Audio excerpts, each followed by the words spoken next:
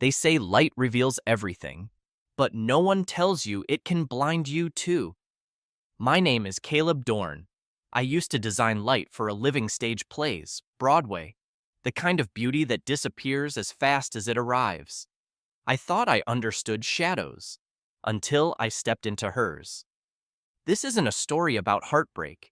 It's about control, about how love, when filtered through fame and image, stops being love at all. I didn't lose everything. I gave it away. And this is how I took it back. They say New York never sleeps. That's a lie. It sleeps. It sleeps when grief drags you into its silence, when the last light in your mother's eyes flickers out and leaves you alone in a city where even the traffic sounds hollow. That's how New York felt the night she died, like a stage after the curtains dropped, spotlights dimmed, the illusion over. Alzheimer's didn't take her quickly. It stole her one memory at a time, slowly pulling the thread until she unraveled into someone I couldn't recognize. And when she was gone, I realized I'd been living in the echo of something that no longer existed. I packed up my life in boxes labeled too neatly, left behind a decade of theater lights and opening nights, and moved to Los Angeles with no plan, no expectations, just the desperate need for something that didn't remind me of death. LA was a different kind of illusion. Here, everything gleamed, but nothing felt real. You could smell the ambition in the air, hear it in the laughter at rooftop parties, taste it in overpriced cocktails. I wasn't looking for meaning anymore. I just wanted distraction. I took freelance design gigs, nothing like the Broadway work I once did, but it paid the bills and kept my hands busy. I kept my head down, stayed in the shadows where I'd always been most comfortable. That's the thing about lighting designers. We build beauty that's meant to highlight others. We make them shine while we disappear. And then, there she was. Vivienne Sloan walked into my life the same way she walked into every room, like the scene was written for her. We met at some gallery opening downtown, the kind of place where no one actually looks at the art unless there's a camera on them. She was wearing this crimson silk dress that caught the light in a way I'd have called deliberate if I hadn't been so mesmerized. Her smile was practiced, but her eyes were dangerous sharp, assessing, alive. We talked, or rather, she talked and I listened, trying not to let her charm melt whatever resolve I thought I still had left. She told me I had the soul of a storm cloud. I told her she looked like she was made of flashbulbs and good intentions. We laughed, or at least pretended to, but there was something real in the way she leaned in when I spoke, something that made me think maybe this is how you start over. Vivienne was magnetic, and not just in the physical sense. She was a force, the kind that bent everything in her orbit toward her will. She was the creative director of a major PR firm, ran half her life on social media, the other half in curated candid moments. Everything about her was design, and I should have known better than anyone how dangerous design can be when it's mistaken for truth. But she had this way of making you feel seen, like you mattered in her world of endless lenses and perfect lighting. And when you've spent your life behind the scenes, being seen feels a lot like being saved. We started seeing each other more. Late dinners, gallery events, parties where I stood like a prop while she charmed the room. At first, it didn't bother me. I told myself I was just out of practice, adjusting to someone else's rhythm. And Vivienne had a rhythm like no one I'd ever known. Fast, precise, addictive. She had a way of making even the mundane feel cinematic, sipping coffee by the window, lips parted just enough for the photo. Spontaneous weekend getaways that were clearly booked weeks in advance for the perfect lighting. Still, I played along. I told myself I was in on the joke, that I understood this difference between the show and the truth. I didn't. 3 months in, she proposed, not in private, not in any quiet, sacred moment. No, Vivienne did it on the rooftop of a downtown hotel in front of 200 guests and 3 cameras, one of which live streamed the whole thing to her followers. The ring sparkled like a lens flare. My name trended on Twitter for the first time in my life. Everyone clapped. I smiled. I said yes, not because I was sure, but because I was tired of being unsure. I thought maybe, just maybe, this version of Love the Loud, branded, beautifully edited one could still mean something if I leaned into it hard enough. We got married in a vineyard in Napa. Designer everything, drone footage, a signature hashtag. People cried, or pretended to. I stood next to her, trying to ignore the feeling that I was just another carefully chosen accessory to complete her aesthetic. Still, part of me wanted to believe it, that this was real, that beneath all the polish and planning, there was something honest between us. I clung to that belief like a life raft, and for a while, it floated. But you can only ignore the current for so long. Vivienne didn't just marry me, she absorbed me. I became a part of her brand, a feature in her narrative. Every photo of us was curated. Every word I said in public was reviewed beforehand. She'd laugh it off, just making sure we're on the same page, babe. But the page was always hers. She dictated where we went, what we wore, even how we looked at each other on camera. Slowly, the line between performance and reality disappeared, and I started to forget what my own voice sounded like. I remember the exact moment I realized I was no longer a person in her life, but a product. It was a Tuesday. We were having lunch at some trendy spot in West Hollywood, and I made a joke, an actual, off-the-cuff, dumb little joke about kale. She laughed genuinely, and then paused, tilted her head, and said, "We should save that for content." That's when I knew. The thing is, I didn't fall out of love with her. I fell out of love with the version of myself she needed me to be. And once that version cracked, there was nothing underneath she wanted to keep. But I wasn't ready to let go. Not yet. I still hoped, stupidly, that we could recalibrate. That if I just reminded her of who I really was, she'd see me again. So when the offer came, a long-term design residency back in New York, I brought it up carefully, hoping she'd hear the longing in my voice, the quiet desperation to reconnect with the life I used to know. She didn't even look up from her phone. "You can't be serious," she said, scrolling. "That would completely wreck our brand strategy." Our brand. That was the moment the last illusion died. But the performance wasn't over. Not yet. And I'd learned from the best how to play the long game. They say, you don't remember days, you remember moments. I remember the moment she walked into the gallery like the world was holding its breath. It was some overhyped contemporary exhibit in downtown LA, the kind where no one knows if what they're looking at is art or some intern's mistake. I didn't go for the art. I went because I couldn't stand the silence of my own apartment anymore. The kind of silence that hangs like smoke. I told myself I'd stay 30 minutes, sip something dry, stare at something confusing, leave before anyone asked what I did for a living. She arrived 15 minutes after me. She didn't enter the room. She claimed it. Crimson silk, cut to kill, flowing just enough to suggest movement even when she was standing still. Her skin caught the gallery lighting like it had been designed for it, every camera in the room, visible or not, turned in her direction. She didn't look at anyone. Not at first. She knew better. She let them look at her.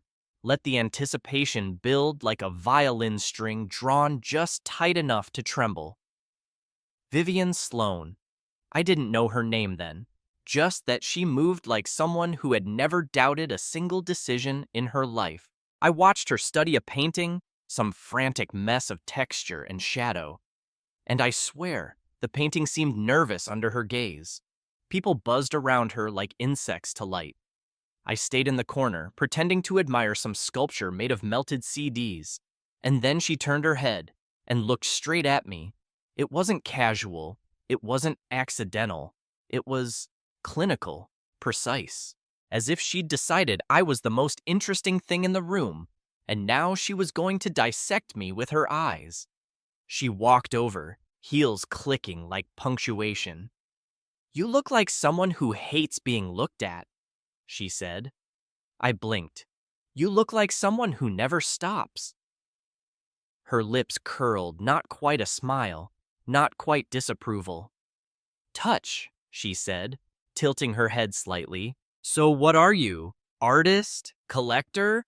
Or just here to judge silently from a safe distance?" "Lighting designer," I said. "Theater? New York?" She lit up. Not like most people do when they recognize something, like she'd just discovered a new tool. "Oh, I love people who understand shadows. It's always the quiet ones who bend the light best." I should have walked away, or at least asked for her last name, Googled her like a sane person. But instead, we stood there for 20 minutes. She talked about color theory and brand identity. I talked about mood, timing, emotional response. She teased. I deflected. But beneath it all, something real was threading its way through. Her phone buzzed 4 times. She ignored it. "You ever get tired of hiding behind the lights?" she asked me. "I'm not hiding," I said. "I'm just not performing." She grinned. "Well, maybe it's time someone put a spotlight on you for once." That's how it started. One conversation in a crowded room where no one else existed for a while. A spark disguised as banter. She left with a promise to find me again. And she did 2 days later. DM, followed by an invite to a party in the hills. And just like that, I was back on stage. Only this time, I was the subject, not the one pulling the strings. The first few weeks were dizzying. Everything with Vivienne moved fast. She didn't waste time with questions like, "Do you like sushi?" or "What's your favorite color?" Instead, she asked things like, "If you had 1 month to light your own funeral, how would it look?" She wanted metaphors, extremes. She thrived in intensity, and I mistook that for passion. I'd been lonely so long, I forgot what intensity felt like. It was like mainlining adrenaline. She made me feel seen, not in the superficial sense, not like someone admiring your reflection, but like someone watching, decoding, planning. I didn't know yet that to Vivienne, to be seen was to be used. That admiration always came with a price tag. But in the beginning, I didn't care.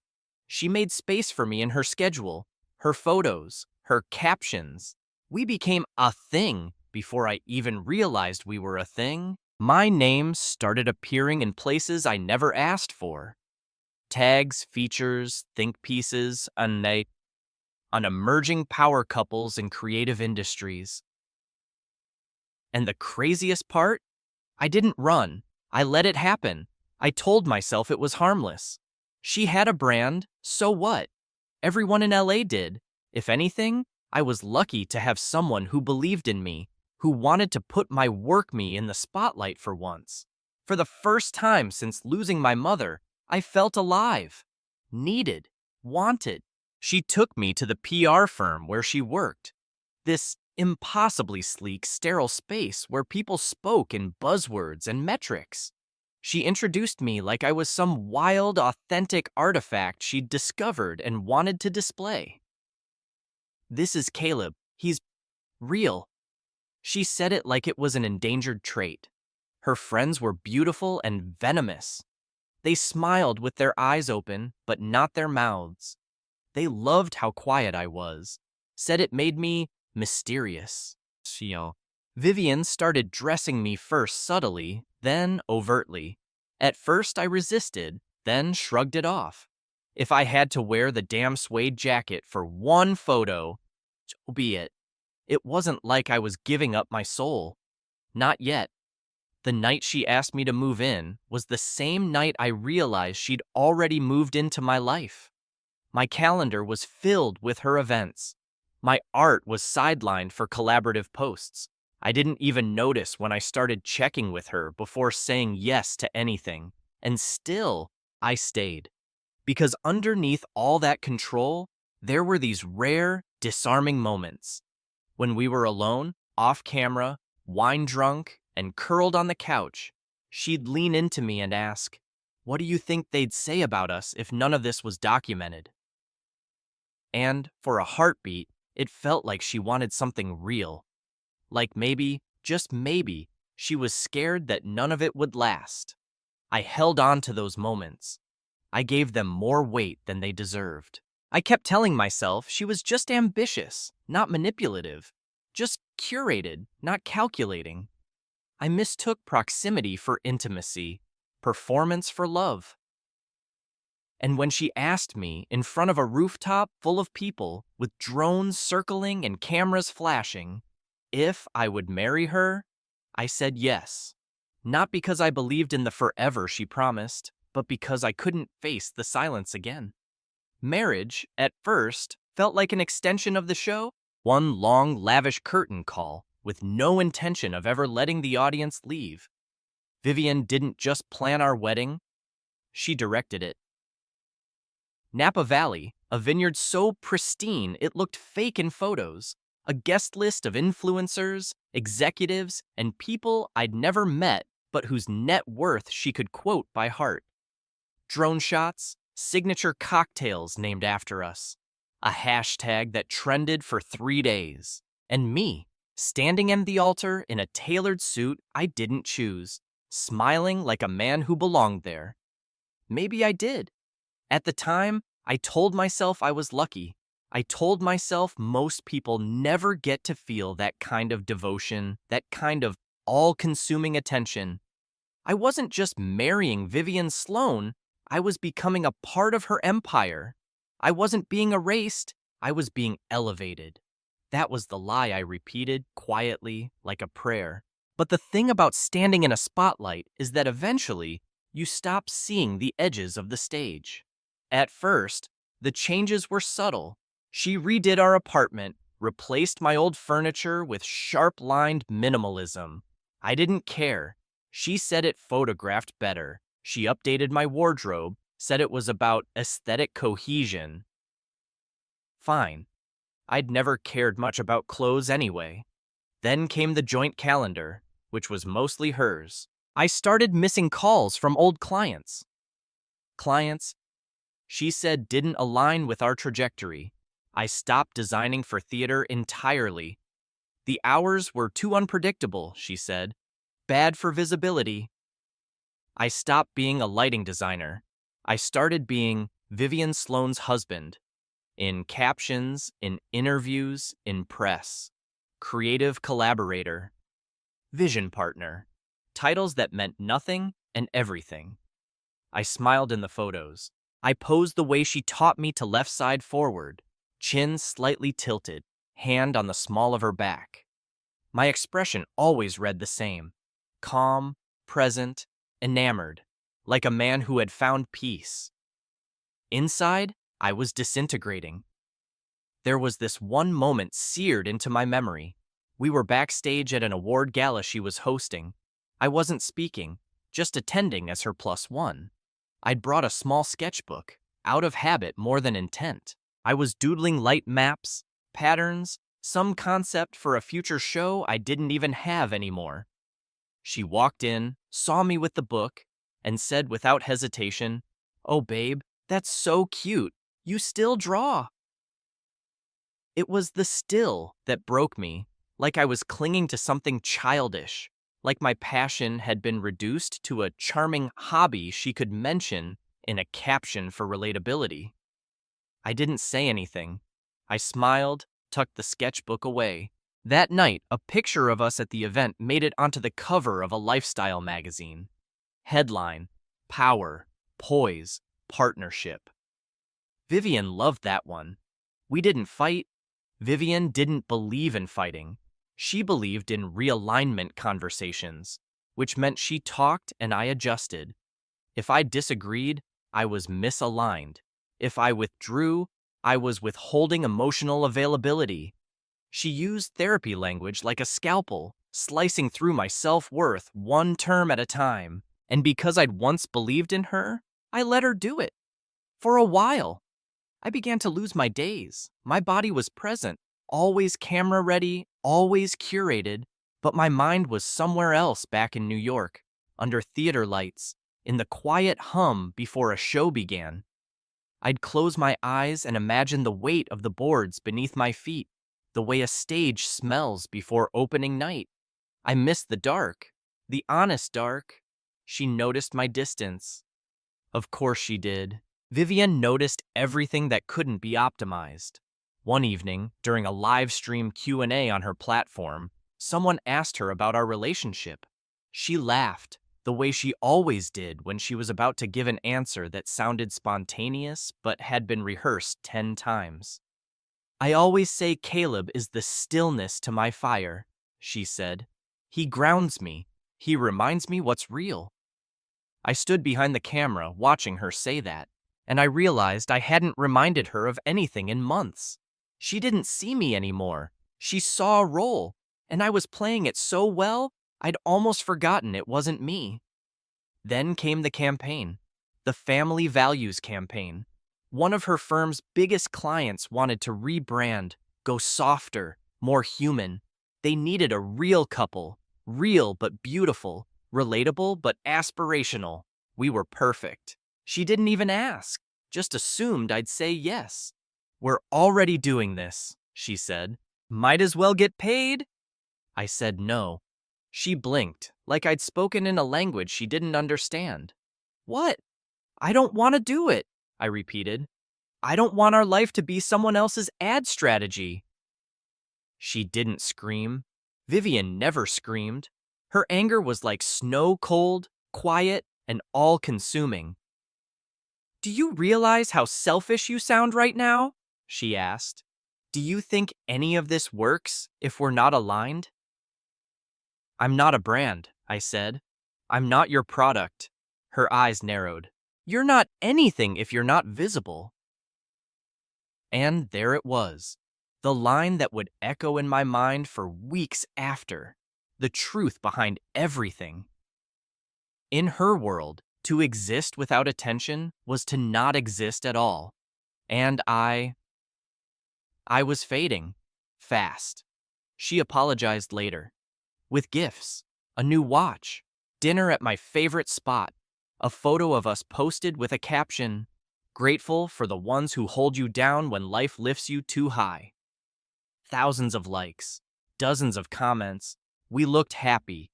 We weren't. The silence between us stretched. I started sleeping in the guest room. She said it was fine. Just a phase. I stopped smiling in photos. She started filtering my expressions more carefully. I spoke less. She spoke for both of us. When I tried to bring up going back to New York, just for a few months, just to design one show, for myself, she shut it down instantly. You're trying to sabotage everything we've built, she said. Do you know how that makes me look? And that was the moment I stopped trying. Not just to please her, but to convince myself that this was love. Because love doesn't look like this. Love doesn't erase. Love doesn't rebrand you into silence. The thing about losing control is that it never happens all at once. It's subtle, slow, a creep, not a crash. You don't realize how much of yourself you've given away until you look around and nothing looks like you anymore. That was my life with Vivienne in the months after we got married. We were still the golden couple on Instagram, still getting invites to exclusive retreats and brand collaborations that paid more than I used to make in a season on Broadway. But inside that beautiful machine, something was starting to rot. I noticed it first in the way my voice disappeared.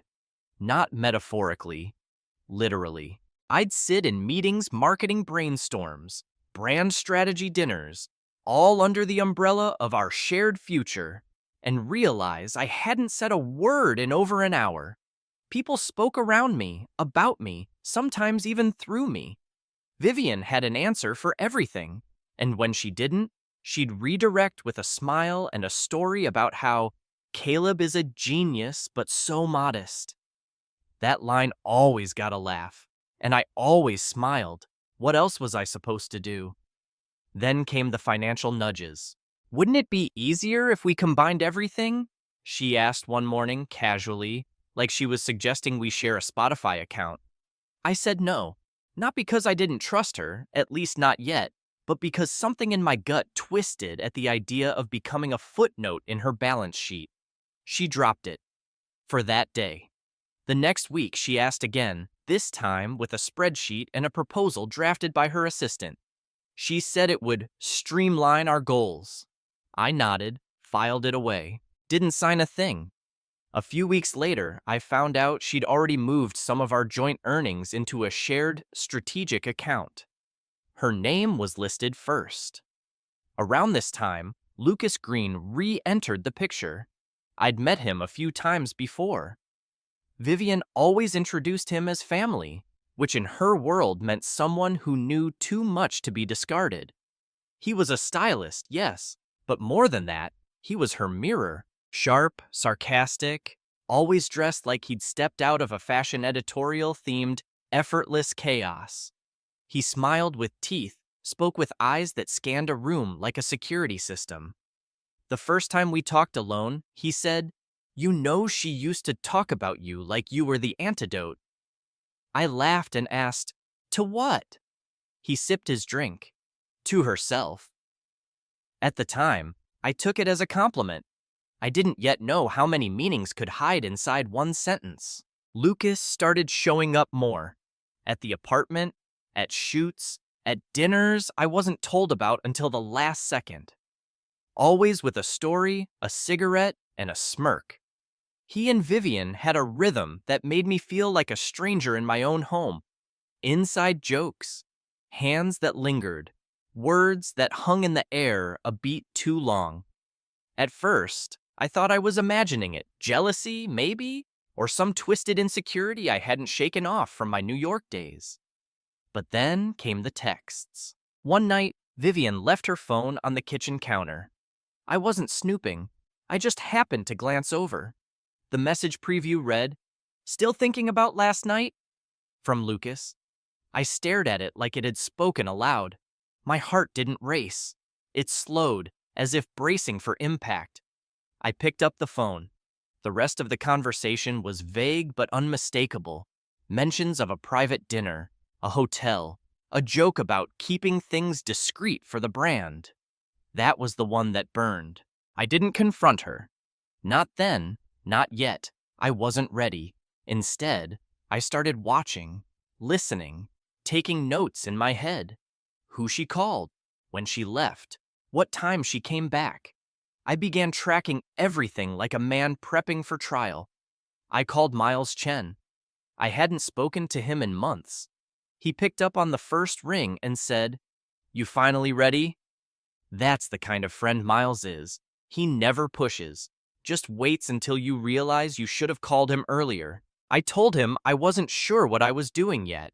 He said, "Then let's make sure when you do know, you're protected." He sent me documents the next morning. I read them in silence while Vivienne filmed a beauty tutorial in the next room. From that point forward, I started building two lives, the one she managed and the one I was taking back. I began separating finances under the radar, called old clients, reclaimed accounts, changed passwords, little things, quiet things. I didn't want war. I wanted insurance. I didn't want revenge. I wanted a door one I could walk out of without being bled dry. But the more I pulled away, the closer Lucas seemed to get. He wasn't subtle. Maybe he didn't care. Or maybe he thought I'd never fight back. Vivienne, for her part, pretended nothing was different. We still attended galas, still posted the occasional photo, still played house in front of her audience. But behind her eyes, I saw it. That slight flicker of calculation every time she looked at me. She knew something was shifting. She just didn't know what. Then, one morning, she walked into the kitchen and said, "I think we should freeze our narrative." I blinked. What? Our brand, she explained. Take a pause. Shift focus to solo identity arcs. People love a good personal rediscovery story, especially before a rebrand. That was when I knew she wasn't waiting for the marriage to collapse. She was scripting its downfall. She wanted control over the breakup the same way she wanted control over everything else. I smiled, told her it sounded smart. She smiled back, kissed me on the cheek. I went to my studio that afternoon for the first time in weeks.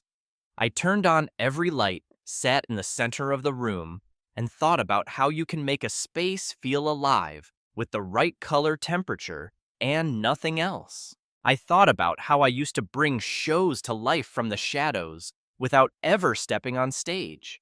And then I thought about Vivienne and Lucas and how they'd mistaken my silence for surrender. They had no idea I was just getting started. The hardest part wasn't reading the messages. It wasn't the silence after, or the way I pretended not to notice how late she got home some nights, how her skin smelled like cologne that wasn't mine. It wasn't even the fact that she looked so free when she was around him. The hardest part was realizing I wasn't surprised. Somewhere deep inside, I already knew. The signs had been there for months, her restlessness, her sudden need for personal narrative expansion, the way she looked right through me sometimes, like I was a ghost rehearsing someone else's script. But it wasn't until the Paris trip that it stopped being theory. She said it was a work retreat. 3 days. Full client immersion. No plus ones, all strategy. I didn't ask questions. I told her I had a few projects to revisit, that I'd be catching up on old designs.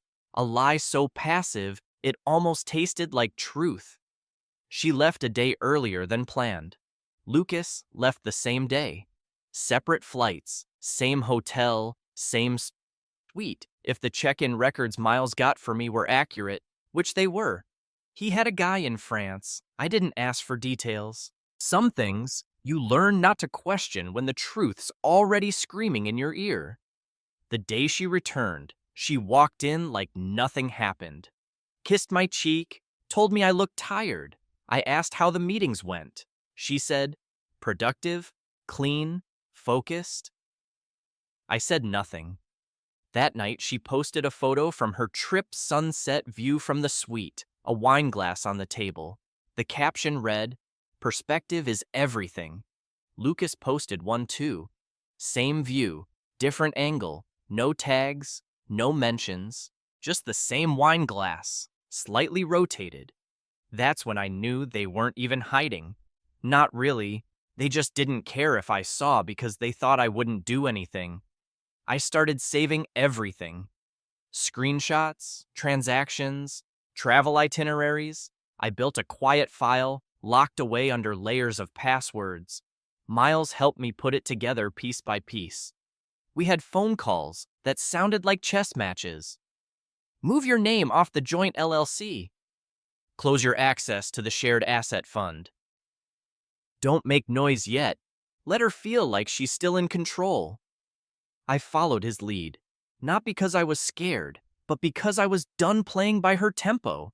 I wasn't going to beg. I wasn't going to confront her with tears and accusations.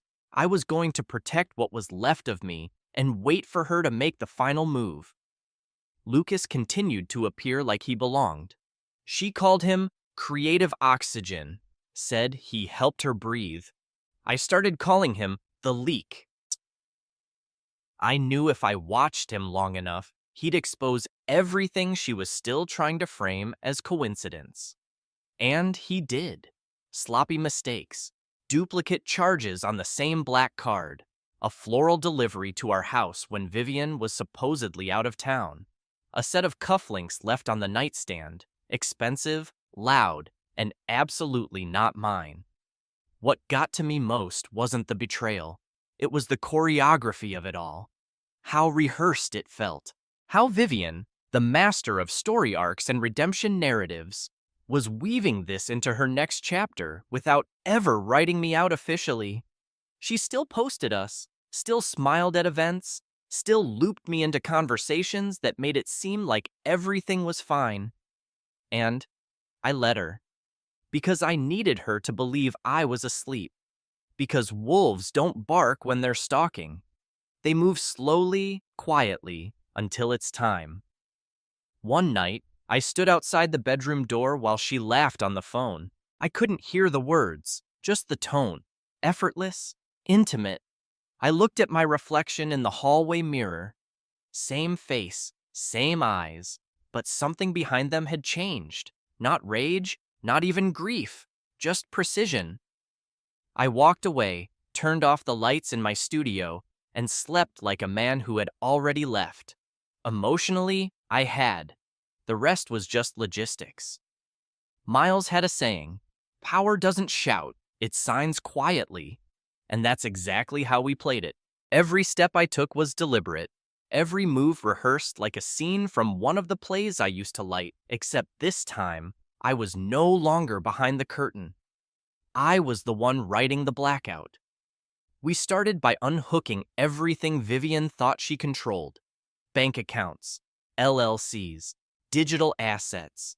She had built a beautifully complex web of image and influence, but like most things made for appearances, it only took a few well-placed cuts to bring it down. I began withdrawing from the joint business under the radar. No drama, no announcement. I signed, filed, rerouted. Miles handled the filings. I handled the silence. Vivienne didn't notice at first. She was too busy with solo campaign arcs, slowly framing herself as the independent visionary re-emerging from a transformative marriage. The language she used in meetings was already shifting. Less we, more I. It wasn't anger that moved me, it was clarity. She'd turned love into leverage, marriage into media, and now she wanted the exit to be another performance. I wasn't going to be part of her curtain call. She beat me to the paperwork, though. One morning, just as I was finishing a quiet lighting sketch for a show I'd never billed, I received an official envelope. No warning, no talk, just her signature on a divorce filing delivered to my studio like a brand memo.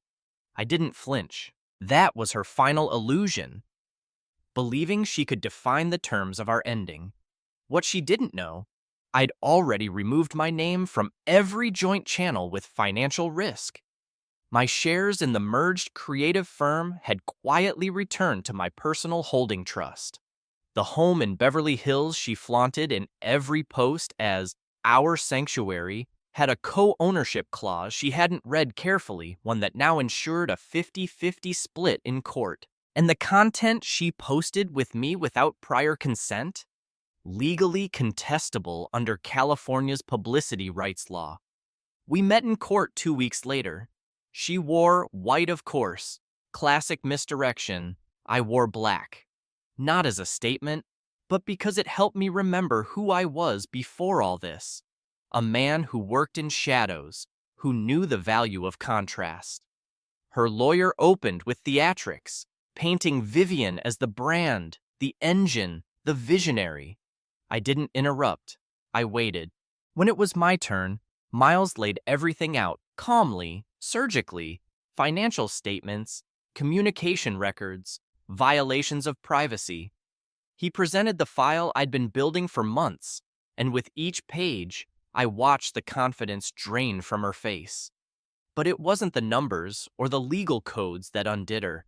It was the proof images, texts, timelines, the photo of Lucas at the Paris suite, the purchase receipts, the overlapping travel dates. She didn't speak. She didn't need to. When the judge ruled, I walked away with my studio intact, my creative rights restored, and half the equity of the home she'd once referred to as the brand's palace. She stared straight ahead, lips frozen in that half-smile she used for press photos. Lucas wasn't in the room. He didn't have to be. His name had already cost her more than she realized. A week after the ruling, one of the photos from their Paris trip, one she thought never leaked, surfaced on a gossip blog. Then a second. Then the video. Brands pulled deals. Followers unfollowed. The same image she'd spent years manufacturing began to fracture publicly, and for the first time, the narrative slipped from her control. I didn't post a thing. I didn't give interviews. I didn't tell my side. Because silence isn't always weakness. Sometimes it's strategy. Sometimes it's strength. And sometimes it's the only thing left that's still honest. By the time her team issued a generic statement about healing and growth, I was already gone. It didn't happen all at once. It never does. Reputations don't explode. They unravel.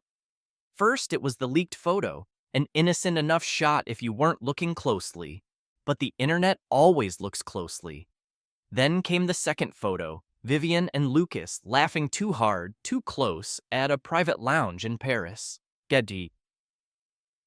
By the time the third image dropped her hand on his chest, eyes closed, the kind of moment you only forget to hide when you think no one's watching. The narrative was no longer hers. Brand sponsors pulled out quietly at first. One paused campaign, then another. Her agency issued a tight-lipped statement about internal restructuring. Her followers split into factions, those who defended her with hashtags, and those who felt betrayed for believing in a love story that was always a commercial. A beauty brand canceled their partnership within 72 hours. A sustainable fashion label removed her from their homepage. The comments turned. The articles shifted tone. Headlines no longer read visionary creative, but image architect caught in off-script affair. Vivienne didn't say a word publicly for almost 2 weeks. That was the longest she'd ever gone without posting in years. The silence wasn't grace, it was collapse. I watched from a distance. I wasn't angry anymore. What I felt was stranger something between pity and detachment. She had built her entire identity on the scaffolding of being admired, approved, adored. And now, stripped of that, she wasn't sure how to exist. I'd seen that look before, in actors backstage after a brutal performance, unsure if they nailed the final scene or ruined the whole act. She called once. Just once. I didn't pick up. The next day, her team released a statement. Not an apology, not a confession, just words arranged like armor. Growth, reflection, privacy. All the usual themes. But the damage had been done, and no amount of PR polish could make the truth go away. In some quiet way, I think she finally realized what I'd known all along, that you can't brand your way out of emptiness. That when the followers stop clapping and the cameras stop rolling, what's left isn't the version of you they loved. It's the real one you've ignored. And maybe that was the worst part of it all. Not the scandal, not the loss, but the realization that she didn't know how to be anything off camera. Meanwhile, I'd never felt more invisible and more free. I left without making noise. No announcement, no final post, no revenge campaign disguised as closure.